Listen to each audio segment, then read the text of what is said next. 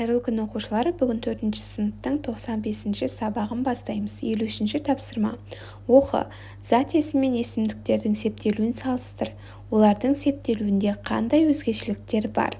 Бізде бірінші қатарда септіктердің атауы берілген. Екінші қатарда септіктердің сұрақтары, үшінші қатарда зат есім, ал төртінші қатарда есімдік берілген. Енді атау септігінің сұрағы кім, ілік септігінің кімнің, барыс кімге, табыс септігі кімді, жатыс септігі кімде, шығыс септігі кімнен, көмектес септігі кіммен. Енді зат есімдерді дәл осы септіктерге қойып шығамыз. Кім, сәуле дегенімізде кім деген сұраққа жауап берген үшін атау септігінде тұр. Ал сәуленің, ол кімнің деген сұраққа жауап беріп тұр. Ол сұрақ бізде ілік септігінде. Сәулеге, сәулені, сәуледе, сәуледен сәулемен барлық септікке қойып шықтық. Енді дәл осы есімдіктерді, ол деп басталатын есімдіктерді септіктерге қойып көрейік. Кім деген сұраққа ол болады. Кімнің, оның, кімге, оған, кімді, оны, кімде, онда, кімнен, одан, кіммен, онымен. Қарап тұрғандарындай бұл жерде бізде ол деген есімдік өзгеріп кетті. Бұдан шығатын түйін. Зат есімге септік жалғаулар жалғанғанда түбір өзгермейді.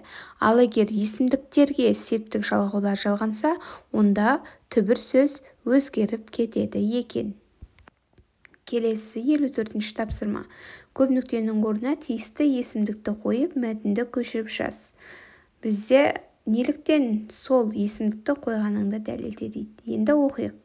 Құстарды атпау керек. Олар жер бетіндегі өсімдіктерді зиянды жәндіктерден қорғайды. Құстар табиғаттың сәні.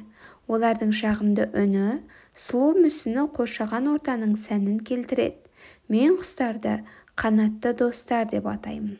Яғни бұл жерде біз олар және тағы да олардың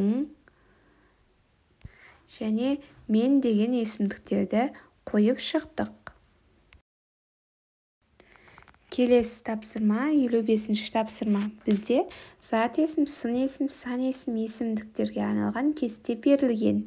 Әр бағанды өзіне сай етіп толтырып шығамыз. Зат есімізде заттың атын білдіретін сөздер. Мысалы, ол кім, не деген сұраққа жауап береді. Оған бала, жануар, ойыншық деген сияқты мысалдарды жазамыз. Ал сын есім заттың сынын, сапасын білдіреді. Мысалы, әдемі, қандай, әдемі, ұзын, жұмсақ деген сияқты мысалдарды келтіреміз. Ал сан есім заттың санын білдіреді, яғни ол қанша деген сұрақтарға жауап береді. 6, 4, 2-ден 1 деген сияқты мысалдарды келтіреміз. Есімдік өзім, сен, біз.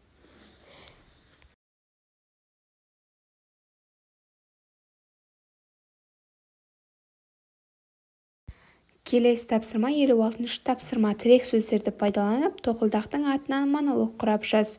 Тірек сөздер тоқылдақ, екі есе, қоңыз, көмек керек, орманда, қаптап кетті, жұмысты көп істеп жүрмін. Ал енді мысал келтірейік. Менің атым тоқылдақ. Орманда қоңыздар екі есе қаптап кетті.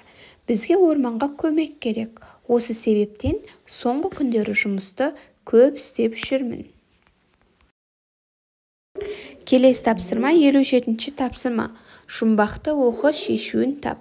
Бар ма, жоқ па? Оны анық білмейсің. Ол жоқ жерде өмір сүріп жүрмейсің.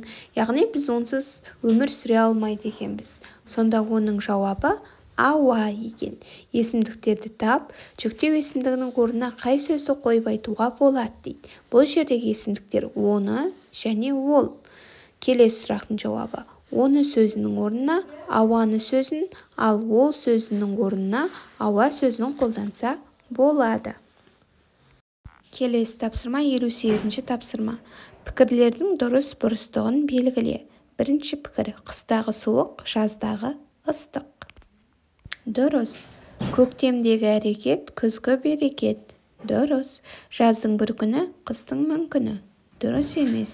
Жаз найзағайлы болса, қыс жайлы болады. Дұрыс.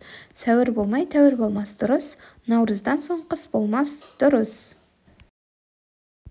Балалар, сабақты көріп достарыңмен бөлісіп жазылуды ұмытпаңдар.